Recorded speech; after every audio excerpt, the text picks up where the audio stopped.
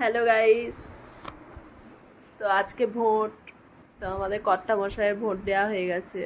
তো আমি যাচ্ছি এখন ভোট দিতে। তো চটপটে রেডি হয়ে নিই। তো বন্ধুরা রেডি হয়ে গেছি ভোট দিতে যাওয়ার জন্য।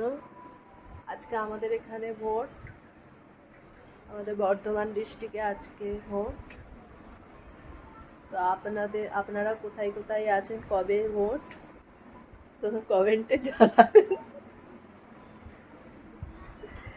এই আমার কর্তা মশাইটা খালি হসাচ্ছে আমাকে, আর আমার বাবু সোনাটা ঘুমাচ্ছে। তো দেখা হচ্ছে ভোট দিতে আসার পরে।